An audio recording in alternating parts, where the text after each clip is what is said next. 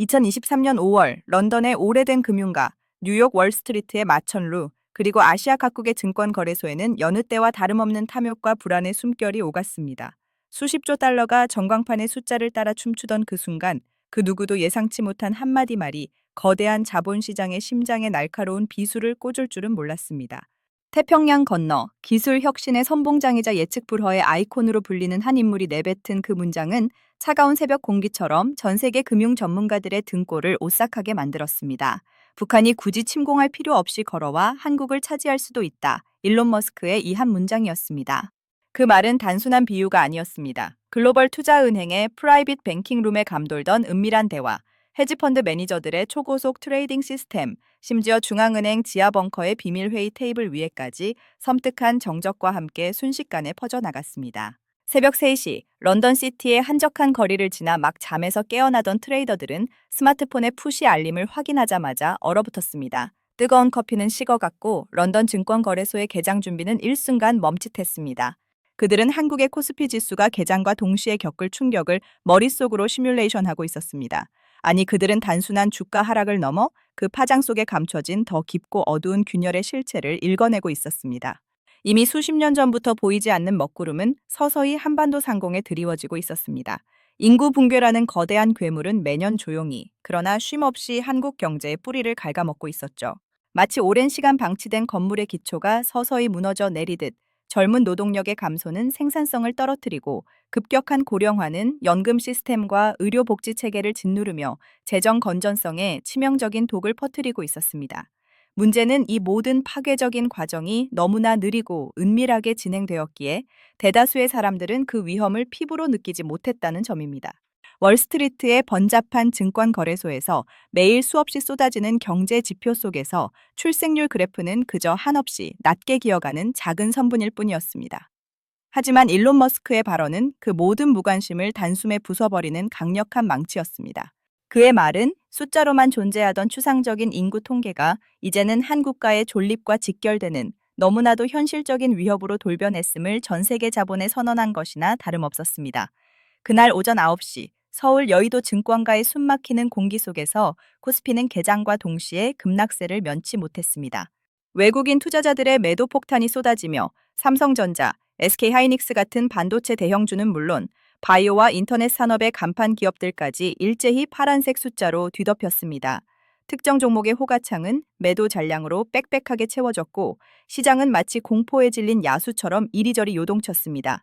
이것은 단순히 지정학적 긴장 고조에 대한 일시적인 반응이 아니었습니다. 자본은 냉정하게 계산합니다. 한국이라는 거대한 공장이 과연 미래에도 활기차게 돌아갈 수 있을까? 다음 세대가 사라지는 나라에 과연 장기 투자가 가능할까? 젊은 소비자들이 없는 시장에서 기업의 혁신은 어떻게 지속될 수 있을까? 이 질문들은 한 국가의 흥망성쇠를 결정하는 가장 근원적인 질문들이었습니다. 머스크의 발언은 바로 그 치명적인 질문들을 전 세계 자본의 테이블 위에 꺼내놓은 것입니다. 이미 수십 년 전부터 시작된 인구 감소라는 조용한 침공이 이제는 자본의 움직임을 통해 현실적인 위협으로 구체화되고 있음을 경고하는 섬뜩한 전조였습니다. 보이지 않는 손에 의해 좌우되는 금융시장의 차가운 논리는 그 어떤 도덕적 가치나 민족적 자부심보다 우선했습니다. 그들은 숫자가 말해주는 냉혹한 현실만을 따랐습니다. 그리고 그 숫자는 미래가 사라지고 있음을 너무나 분명하게 가리키고 있었습니다.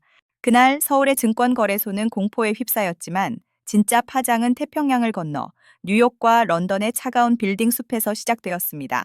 월스트리트의 거대 투자은행, 골드만삭스의 고위급 트레이딩 룸에서는 새벽부터 비상등이 켜진 채 차분하면서도 섬뜩한 긴장감이 흘렀습니다.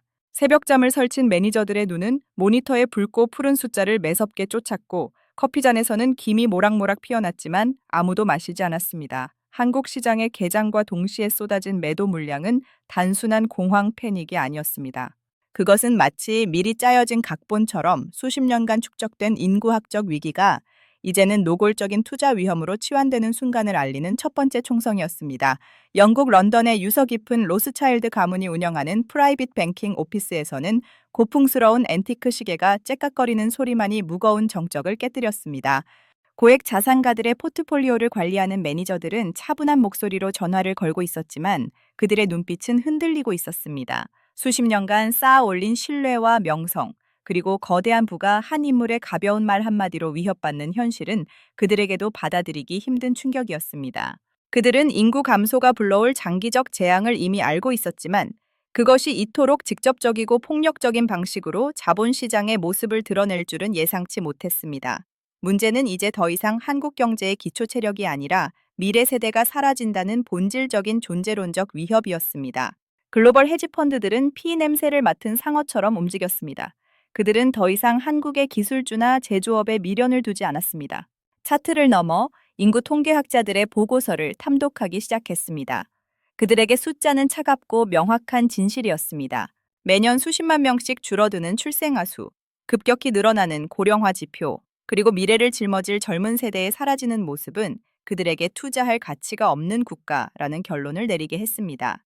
그들의 알고리즘은 이미 수년 전부터 한국 시장의 잠재적 위험을 경고하고 있었지만 대다수 투자자들은 높은 수익률에 눈이 멀어 그 경고를 외면했었습니다. 그러나 이제 그 경고음은 현실의 비명으로 바뀌어 전 세계 금융시장에 울려 퍼지고 있었습니다. 뉴욕 연방준비은행 지하 깊숙한 곳, 외부와 철저히 단절된 비밀 회의실에는 침묵이 흘렀습니다. 텔레비전 화면에는 전 세계 주요 증시의 하락세가 붉은색으로 물들었고 각국 중앙은행 총재들의 얼굴에는 복잡한 표정이 교차했습니다.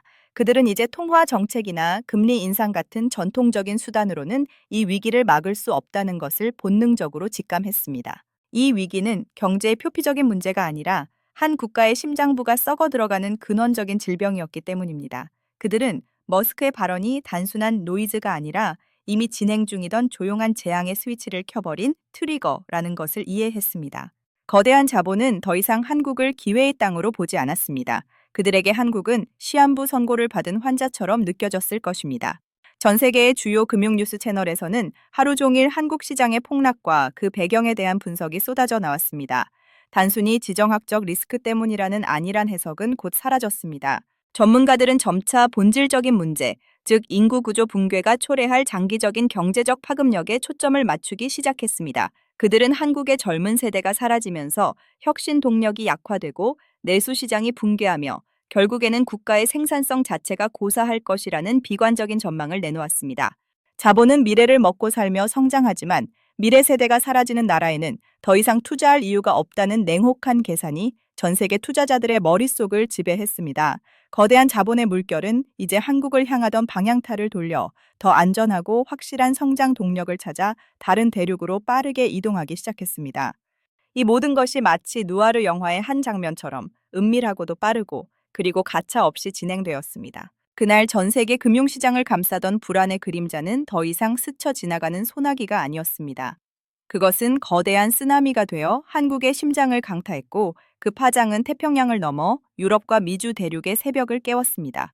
뉴욕 증권거래소의 개장벨이 울리기도 전에 이미 런던과 프랑크푸르트, 도쿄의 주요 지수들은 붉은색 경보를 울리며 급락하기 시작했습니다. 새벽부터 월스트리트의 트레이딩룸은 싸늘한 정적 속의 긴박함으로 가득 찼습니다. 매니저들은 무표정한 얼굴로 거대한 모니터에 전멸하는 숫자를 응시했지만 그들의 속에서는 차가운 공포가 번지고 있었습니다.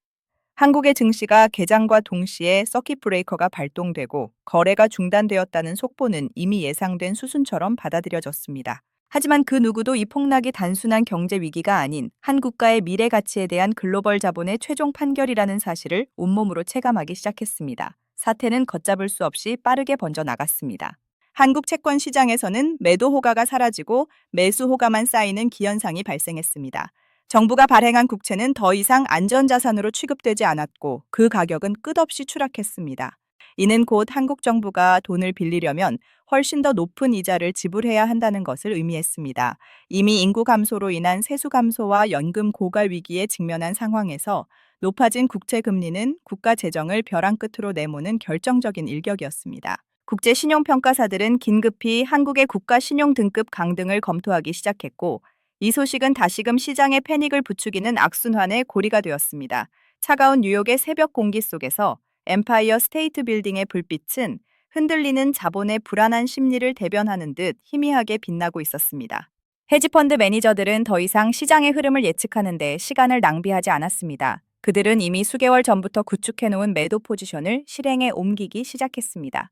한국의 통화인 원화는 이제 투기 세력의 먹잇감이 되었습니다. 환율은 마치 바닥이 없는 절벽을 굴러떨어지는 돌처럼 폭락했고 한국은행은 외환 보유액을 쏟아부으며 방어에 나섰지만 역부족이었습니다. 매도 물량은 마치 끝없이 샘솟는 지하수처럼 계속 쏟아져 나왔습니다. 런던 금융가의 고층 빌딩에서는 거대한 화면에 원달러 환율 그래프가 붉은색으로 수직 상승하는 모습이 생중계되었고 트레이더들은 눈 하나 깜빡이지 않고 마지막 남은 한국 자산을 매도하는 데 집중했습니다. 그들의 손가락은 키보드를 냉정하게 오갔고 화면에는 수백억 달러의 자금이 순식간에 한국 시장을 빠져나가는 과정이 숫자로 선명하게 찍혔습니다. 이 위기는 단순히 금융시장에만 머물지 않았습니다. 한국의 거대 기업들은 해외에서 자금을 조달하는 데 어려움을 겪기 시작했습니다.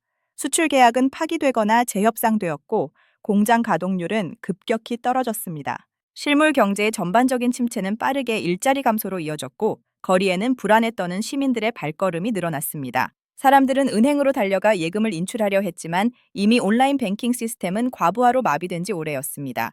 ATM 앞에는 끝없이 줄이 늘어섰고 그들의 얼굴에는 불안과 분노, 그리고 절망이 뒤섞여 있었습니다. 이 모든 사태의 근원에는 눈에 보이지 않는 공포, 즉 국가의 소멸이라는 본질적인 위협이 자리 잡고 있었습니다. 자본은 결코 감정적으로 움직이지 않습니다. 오직 수익과 위험이라는 냉혹한 계산만을 따를 뿐입니다. 뉴욕 연방준비제도 이사회 건물 지하 벙커에서는 긴급 회의가 연일 이어졌습니다. 의장과 주요 이사들은 밤샘 토론을 거듭했지만 어떤 해법도 명확하게 보이지 않았습니다. 이들은 2008년 금융위기, 유럽 재정위기 등 수많은 국제적 위기를 헤쳐나왔던 베테랑들이었지만 이번만큼은 달랐습니다. 그들이 마주한 것은 단기적인 유동성 위기가 아니라 한 국가의 근간이 흔들리는 장기적인 구조적 붕괴였기 때문입니다.